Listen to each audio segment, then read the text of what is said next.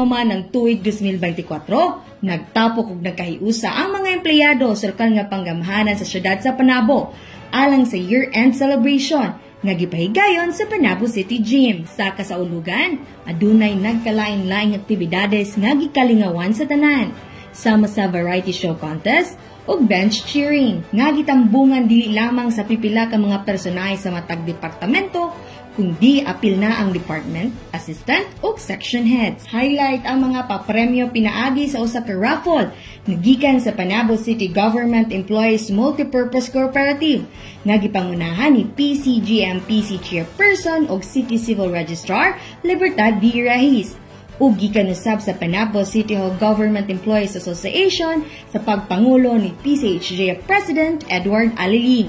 Lipay nga gidawat sa mga suwerteng nabunutan sa raffle ang mga Noche Buena package, home appliances, bugas, sofa set, foam mattresses ug laptop. Hugyaw usab ang mga sumasalmot tungod ni hatag og dugang papremyo si City Mayor Jose A. Relampagos nga gikan sa iyang sariling bulsa. Di na dunay 15 ka mga individual ang nakadawat og tag 10,000 pesos.